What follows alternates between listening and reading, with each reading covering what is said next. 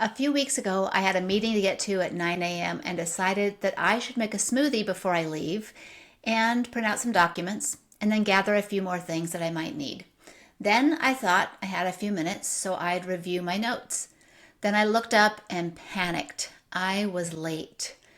Struggling with time management can be one of the biggest trials when you have ADHD and you're trying to grow your business. In this week's episode of Slay ADHD, I'm talking about time management and why it's so difficult when you have ADHD, and I'll share a few tips to help take back control of your time and your life, and I have a special free tool that I'll share with you at the end. This is episode 12, It's About Time. Welcome to Slay ADHD, where we help entrepreneurs to recognize the ADHD struggles that are slowing their growth and may be costing them in time, money, and missed opportunities. We'll be teaching you the tools to work around these difficulties while helping you develop the skills to make real progress and finally build the business you've been dreaming of. While talking to my coach Heidi the other week, we were talking about finding time to do all of the things that we want to do. Sometimes you're not sure there'll be enough time to finish something, but you work on it anyways, and it's done before you know it without overworking or overstressing. And then at other times, you feel like you have all the time in the world to finish up a project, and then the time runs up and you didn't get as much done as you thought. She told me that she learned to look at time as a symphony. It ebbs and flows. There are fast parts and slow parts. But if we look at it as a symphony, it no longer feels like a problem. Suddenly, it's okay if there are small, simple times, and at other times, it's fast and exciting. Time isn't just as simple as a second hand ticking on a clock. For people with ADHD tendencies, especially those of us trying to run a business, time management issues can be one of our bigger challenges. Sometimes we get caught up in a constant feeling of time scarcity, like there will never be enough time to get everything done. I once saw a sign that said, "God put me on this earth to do a certain number of things. Right now, I'm so far behind, I may never die." It was meant to be funny, but I found it kind of sad. That fear of not getting enough done or being enough just adds to the stress and can eventually lead to burnout if it isn't managed. And it's not true. I believe that God put you on this earth to love and be loved and to do your best with the talents that He has given you. That being said, I would like to look at what we can do with our time to make the most of it. There are lots of things going around in our brains that contribute to time management troubles. Today, I would like to address three main problems with time management and how they affect productivity at work. Number one is estimating how long it will take to complete something. Number two is losing track of time and missing deadlines or transitions. Number three is planning and prioritizing the steps of a project without leaving too much to do at the very last minute. Before we get into these issues, I'd like to talk about what it takes to get our attention, because what we pay attention to and how we pay attention are big contributing factors to how we manage our time. According to the Cleveland Clinic, there are two types of attention: automatic attention and directed attention. Automatic attention is easy, often involuntary. We pay attention to what is interesting or fun or catches our eye. I once had a friend who I asked if she could tell that I have ADHD, and she said, "Yes, because of your eyes." Then I kind of questioned her what she meant by that. And she explained that when we're talking, we're having a conversation, she sees my eyes dart to other things as they pass by or around the room. So it looks to her like I'm getting distracted. I feel like I'm paying attention to what she's saying, and what she's saying is interesting, and I do care about it. But there's that attention that just kind of takes off sometimes. This is an example of automatic attention. Something walks by, it catches your eye, you want to take a look at it. Another example is when we get caught up giving our attention to something we really enjoy. It's automatically easier for me to keep watching Instagram reels after I've completed my posting for the day, even when there are other things that I know I need to be getting going on. Directed attention, however, requires effort. This is when we have something we need to work at that requires focus. It usually is something that is not as much fun, and it's kind of hard to get motivated to go and do. According to behavioral health specialist Michael Manos, PhD, people with ADHD have trouble directing their attention to tasks that don't immediately engage or interest them. It requires effort. The reason why I want to review this first is that things that get our automatic attention can also affect our time awareness and ability to complete a task. That doesn't mean you shouldn't do the things that use automatic attention. It's just good to have an awareness that these things can put you into hyperfocus, and before you know it, you find you're late getting home to your family again. But just being aware of it will give you more power over it. So let's get into the 3 problems with time. Number 1 is time blindness. This manifests as difficulty estimating how long it will take to do something or judging how much time has already passed. Why is this a problem? See if this sounds familiar at all. If you have ever found yourself telling someone you'll be there in 10 minutes, then you keep working, sure you can get there in time, but you don't, and people start to always expect you to arrive late, you may have experienced some time blindness. Or you promised yourself you would finish that proposal by Wednesday, but now it's Thursday and you still aren't sure when it will be done. That's another example of what time blindness can look like. According to Dr. Manos, everybody has time blindness at times. We all can get caught up in something and get in the zone, but some people with ADHD are more prone to having difficulty being able to judge how long something will take to do or to lose track of time.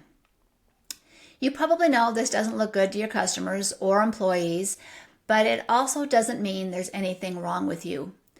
Time blindness is a common problem for the ADHD brain. It isn't a sign of laziness or neglect. Our brains just do not have the same internal clock to indicate how much time has passed. That makes it really hard to guess or estimate how long it will realistically take to complete a project or get across town to a meeting. Luckily, we have maps apps on our phones that can help with the driving portion of getting to a meeting on time, but we just have to figure out a few hacks to get ourselves out the door on time. But it isn't hopeless. There are things that you can do to develop a better sense of timing, but you have to be really honest with yourself. When something takes you much longer to complete than you thought it was going to, you have 2 choices. You can berate yourself or blame something or someone, or you can file it away as just good information. You can collect the evidence of how long it really took to get something done, and then you use that in the future when you're trying to determine how long something is going to take. Use this information as a fact instead of just guessing how much time something will take, and then you can create a more realistic schedule for yourself. Then the next time you're tempted to say, "I'll be there in a minute," you give the person a more realistic expectation. My husband and I watched this British sitcom called As Time Goes By, and there's a housekeeper who is constantly telling them exactly how long it will take until dinner or whatever this thing is that's going to be happening next, right down to the minute. So for example, she'll come out and say, "Dinner will be ready in exactly 8 minutes." It's meant to be funny because nobody does this. We all say, "I'll be there in 10 minutes or 30 minutes. Dinner will be ready in half an hour. It'll be ready in a little bit." But lately, I've been trying to make these same types of estimates with my husband in that same way. Like say we're getting ready to leave the house for date night and he's asking me when I'm going to be ready. Well, instead of saying, "I'll be there in a minute," I'll stop and think, "No, make that 3.5 minutes." By realistically thinking, what do I have to do next? Realistically, I'm going to guess 3.5 minutes. By adopting this little practice, I've become more aware of how long it takes to do these little things. And I try to call out how long and see if I can keep to the time that I said. To be honest, it's also a way of trying to stop exaggerating by underestimating or overestimating. The second issue we have is getting caught up in hyper-focus and struggling with losing track of time or missing a deadline or a cue to transition to something else. I got an email from a listener who mentioned not missing the 4:45 train home. I love that so much because it perfectly illustrates what I'm talking about here. That is a transition I would not want to miss. So before I go much further, I have to admit, I'm talking about all of these time issues today because I battle all of them at some point or another. I don't even want to tell you the number of times I've looked up from my work and realized that it's past dinner time and I haven't even thought about cooking. Or worse, I have to run out to a meeting and we aren't even going to have dinner that night.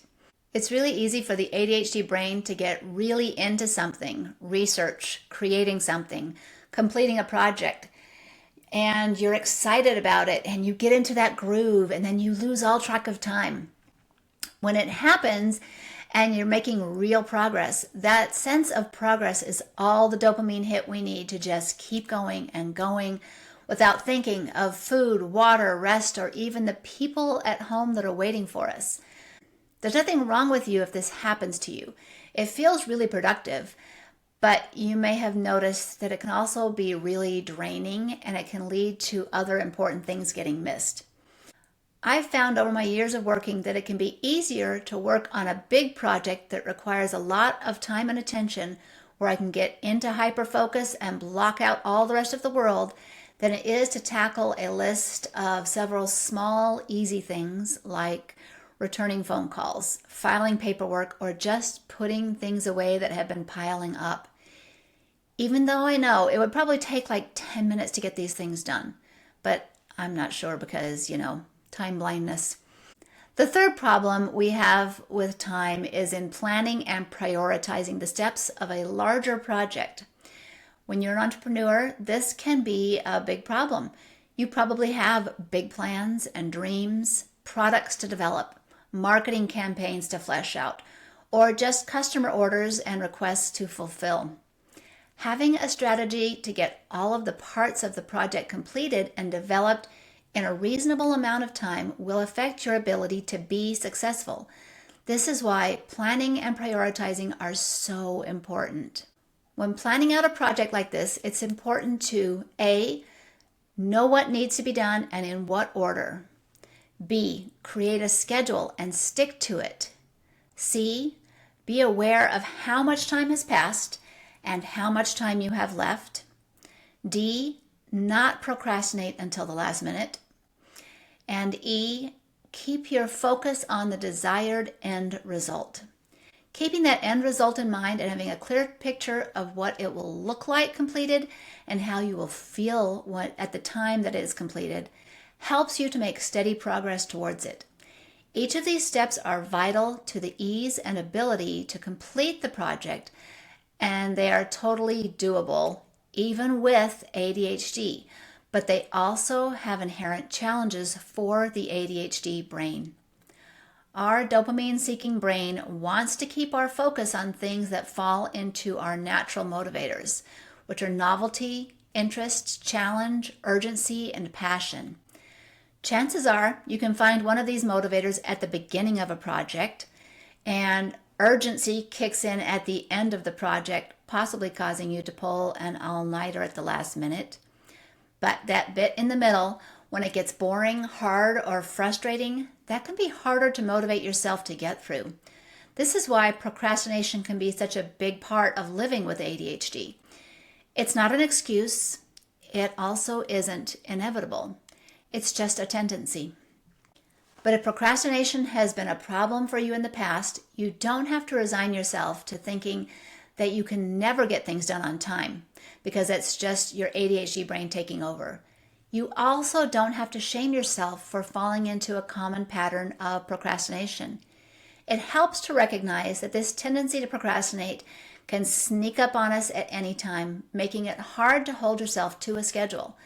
Then just notice where it shows up. Be gentle with yourself and decide what you want to do now that you see it happening. I saw a quote by R.E. Tuckman that said, ADHD is too much present and not enough future. We can only live in the now, so in a lot of ways it's a good thing. But if you're not looking to the future to decide what you want your future to look like, you won't be making the choices that matter for your future self right now. One of the best kept secrets to helping you get started making that future project come to fruition is going to be your imagination. You see, the ADHD brain wants to feel excited about the things that we spend our time on. If you can imagine the best outcome for your project or your campaign or your proposal or whatever it is that you're wanting to complete, then you can feel satisfaction in the planning and the starting phases of that project. The pleasure and pain center of your brain don't know the difference between real and imagined. So imagine what it's going to feel like and how amazing it's going to be, and you can get yourself going and moving. The things that you choose to think about are going to affect how you feel about this project. Choose to imagine how great it will be, then act as though it already exists and you're just working to uncover it. Remembering to look forward to how good it will feel when the thing is completed, then you can help to break the trend of searching for some other thing to do and then avoiding the uncomfortable part of the project that you're putting off. Now for some practical tips and tools that you can use to help overcome some of the difficulties of time management. Number 1, use analog clocks. You know, the kind that have a face and hands that go around. For those of us with ADHD, the ability to see time pass as the hands move gives us a more realistic view of the passing of time and the reality of how much time is actually left before you have to leave or move on to that next task. I have these clocks all over my house. Not this exact clock, but clocks like this with hands and faces all over my house, one in each room and one on my wrist. Yep, I gave up the smartwatch for a pretty gold old-fashioned watch. It's a weird hack, but it really works to help track time in a more realistic way. Number 2 is to use a calendar app, a physical calendar, or a planner, but be very careful. If you try to record every little thing that you want to get done, that's a recipe for instant overwhelm. A few ADHDers can do it this way, but for most of us, it's just too much. Record appointments and absolute deadlines. Beyond that, be careful that you're only writing down the most important things that you don't want to miss or that are causing you anxiety from trying to remember them. That's a big trick for me. If something is causing me anxiety and I'm constantly worrying and stressing about it, that means it's time to write it down. Stop worrying, pick a date, and just schedule and plan on doing it. Okay, number 3, set alarms and leave notes for the most important things, but ditch the low priority reminders. If you have reminders set up for things you don't feel are all that important, but you just kind of want to remember, you're going to train your brain to ignore the reminders altogether, and then they don't work at all. Number 4 is use time blocking to plan out your workday. Instead of having a long to-do list, set aside blocks of time for similar tasks. It's been proven that you'll be more efficient if you continue to work on similar items all at once instead of jumping from one thought process to another. If I'm planning out one page for my website or cutting out pictures for my vision board, I'll get more done overall if I keep working on planning, the planning phase of more pages, if I've got several pages of the website to worry about, or if I continue cutting out pictures rather than cutting and pasting and cutting and pasting. That process keeps your brain engaged in one mode of thinking, mode of working at a time, and you'll actually get more done staying really focused in one area at a time. The brain uses different areas for each of these parts, and if you can continue doing the thing you started with, like planning, dreaming, or even the monotonous work like cutting out pictures or editing, Doing the same thing in different areas allows for the flow that makes it easier to work and takes less energy. This might look like on Monday, I spend all day working on preparing for my podcast. On Tuesday, I see clients and record things. On Friday, I pay my bills and take care of all of the financial paperwork that needs to be done for the business. Putting things into chunks like that, into time blocks, helps you to be more effective and more efficient. Okay, number 5, recognize that there are legitimate reasons why time management is so hard when you have ADHD. Then go easy on yourself. Get lots of help and support from the people around you. And when you slip into the pattern of time management struggles, say to yourself, oops, there I go again, having ADHD. Then just brush it off and keep going, deciding where you want to go next and what you want to do.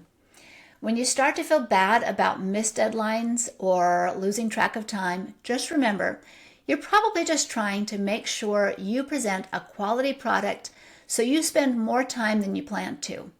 It's not all bad. It's just a sign that you're someone who really cares, even though you would like it to be a little bit different. Keep going, keep trying, and you'll get a better handle on your time by being more aware of it. If you're ready to make some changes and get a little better handle on your time, I'd like to offer you a free tool, my ADHD Planner for Business Owners. You can get a link in the show notes, and I'll send you some follow-up emails along with it to give you tips for using all of the parts of this planner more effectively. Even if you struggle using or staying current with a planner or your calendar app, just know that using it is better than not using it, because some sort of scheduling system is important if you want to stay on top of all of your responsibilities in your business and you want to show that your customers that you're someone that can be counted on. Having a scheduling system is better than just trying to remember all of those things all of the time. If you've enjoyed what you've heard today and you found any of this to be helpful, please share this episode with friends that you think can relate to these issues, and be sure to follow so that you don't miss any future episodes. And if you're ready to dive a little deeper, I invite you to check out my free masterclass that can give you a better understanding of how ADHD shows up in business and what to do to move past these problems. Until next time, I wish you an enjoyable, purpose-filled week.